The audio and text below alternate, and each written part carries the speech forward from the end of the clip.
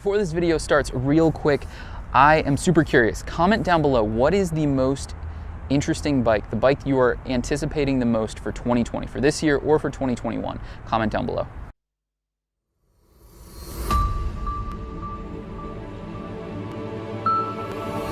Yo, what is up guys? Duke of DC here. Welcome to another video. We are over here at Del Amo Motorsports of Orange County in beautiful Santa Ana, California. That is right, the Duke of DC is still on the West Coast. Huge shout out to Del Amo Motorsports. They have provided me with some amazing motorcycles. You've probably seen a few videos and you're gonna see a few more. And this is a really exciting one for me. As always, this video is brought to you by Rollick. Rollick is a company connecting consumers like you and me to a network of certified dealers like Del Amo Motorsports to provide the most transparent buying experience when it comes to ATVs, side-by-sides, RVs, and of course motorcycles like this beautiful 2020 Kawasaki Ninja 650. Let's talk about this. This is the upright, comfortable Ninja that Kawasaki is making. This isn't a 600cc super sport bike. This is a 650. It's a parallel twin. It's a little bit more predictable. It's a little bit more smooth and comfortable. This bike is about comfort, convenience. It's something you could commute on easily. It's something that you could ride aggressively on, and hopefully we'll get a little bit of that today. It's also just a bike that I think looks really pretty. Sometimes when manufacturers try and make a more comfortable variant of their super sport bike, it just falls flat, right? Because they try too hard to make it look aggressive and then it just ends up looking kind of strange. I think this, especially in the KRT color variant that you're seeing right here, is a really exceptional way to have a standard sport motorcycle. Something most people are probably really interested in: how much does it cost? Well, this comes in at two different prices for an ABS and non-ABS, and that is $7,400 for the non-ABS and $7,800 for the ABS edition. It's a pretty standard $400 increase that you can see basically across the entire industry if you're going to be adding anti-lock brakes. I highly recommend it. I think it's a safety feature that should be on every single motorcycle, especially the ones that give you the option to turn it off, because then it's, well, the best of both worlds. So that's my 2 cents on it. It's $7,800. This is definitely a mid-range bike, although it falls in a little bit under the Honda NC 750X that I just took out. Now, that's a completely different motorcycle in my personal opinion. Even though they are about the same when it comes to power, they're close when it comes to price, this is a far more sport-oriented bike than that. The 649cc parallel twin here produces 48 horsepower and 67 pound-feet of torque with an estimated top speed of 131 miles per hour. Now, your results may vary.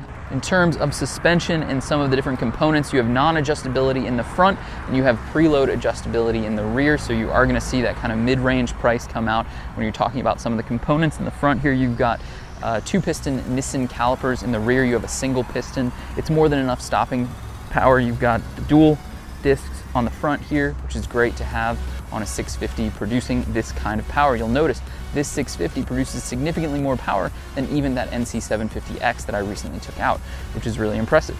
Dimensionally, we have a 31.1 inch seat height. This is going to be really great for some of the shorter riders. This bike is very, very narrow in the center here, so it's easier to get your feet down. We also have a 423.4 pound curb weight, which means that this falls pretty low for a 650. I'm happy with that weight. There's not much I think that they could cut out of this motorcycle to save weight, especially from the factory being something that's sub $8,000. I'll sit on it here to give you guys an idea of the seat height.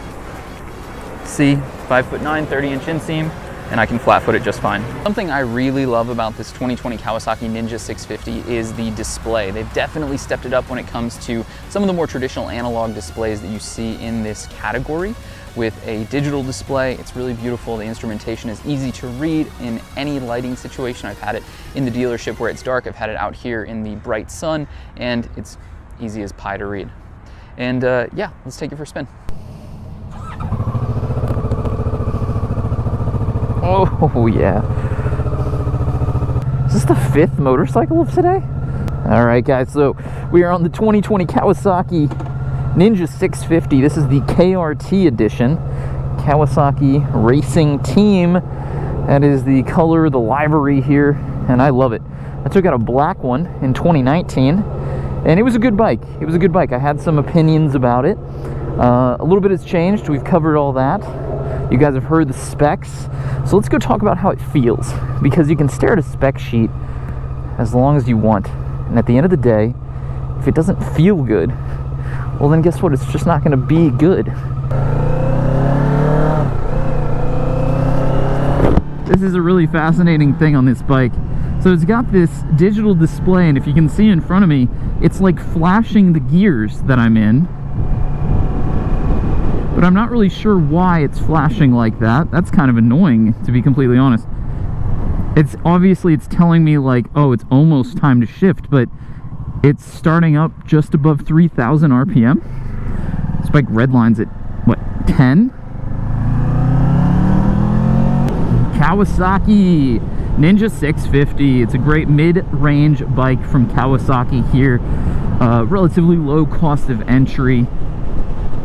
Sub $8,000. Dude, I'll tell you what, I'm not digging the display here flashing at me 24/7. I wonder if that's something that you can turn off, but of course it isn't. There's really no adjustability on these bikes. They kind of give it to you and then that's it. And not like, you know, a Yamaha R1M where you can go in and tweak every little setting on the digital display, which I absolutely love. At the end of the day though, you're stuck with what you got on some of these. Now, funny enough, where the Kawasaki Ninja 650's engine, this feels good. This feels very torquey. It's got a decent amount of horsepower on it, so it's got a pretty nice top end, something I won't even need to use here. Turn-in feels very nice. It's got relatively narrow, kind of super sport-esque handlebars, but it's an upright riding position, so you're not going to get fatigued like you would on a more standard super sport bike.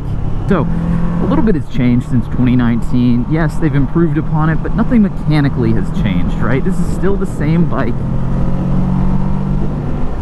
It feels really good though. I will admit, I'm really liking the power delivery on this. I don't know, I've had some reservations on the Ninja 650 before, and maybe it's because I know that there are other motorcycles that are around the same price point from other manufacturers that I personally would rather purchase. Let's name one, for instance. Oh, I don't know, the MT-07. I would buy the MT-07 over the Kawasaki Ninja 650 any day of the week. I love that bike. But then again, the MT-07 feels a little less powerful than this. This definitely has some more grunt to it too.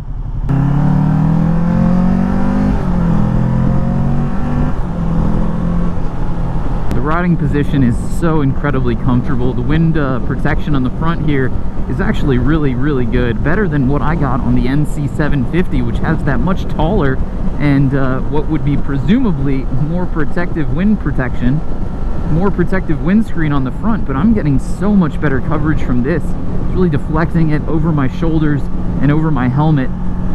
You're definitely not hunched forward like you would be on, say, a Ninja ZX6R. This is, again, a much more standard upright riding position, something I personally prefer. I like feeling good on my bikes. I don't want to be hunched over for no reason, especially not if it's a bike that you're going to be riding primarily on the roads. For me, motorcycling is fantastic, but it's also not always about going super fast. Sometimes it's just about enjoying the ride.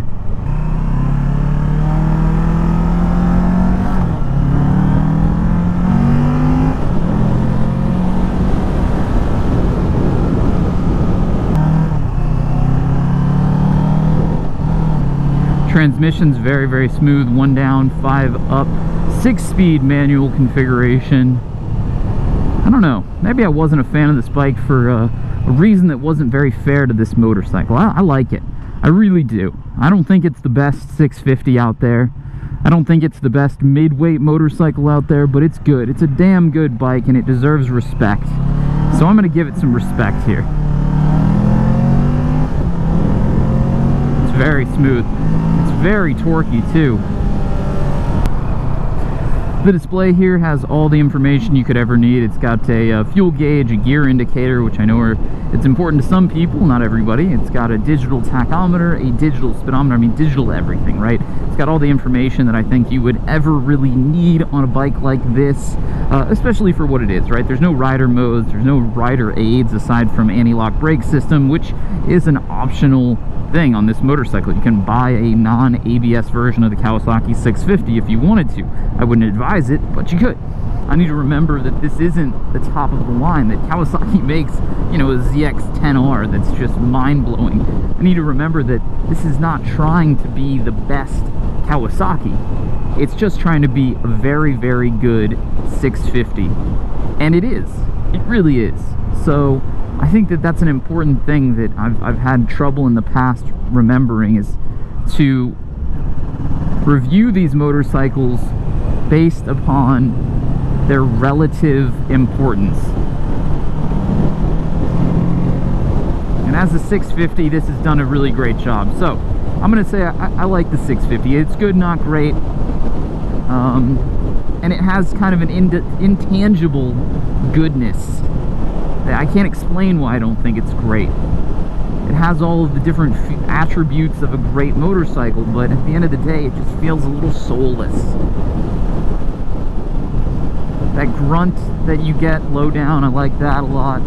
The KRT edition, if you're a Kawasaki fan, this is definitely the one for you. I mean, hell, I'm riding like, it's like riding around on a Jolly Rancher. This thing is green as can be. But you know what? It's a good machine. So we're on our way back to Del Amo. Huge shout out to Del Amo Motorsports of Orange County here in Santa Ana, California, for letting me take out all these motorcycles and this Kawasaki Ninja 650 2020 edition. I'm gonna call it the 2020 edition. No, the 2020 Kawasaki Ninja 650 KRT edition. Another big shout out to Rollick for sponsoring this video. Both will be linked in the description down below. As always, guys, if you've enjoyed this, hit that like button, subscribe if you are new, comment down below, and I will see you on the next one. Peace!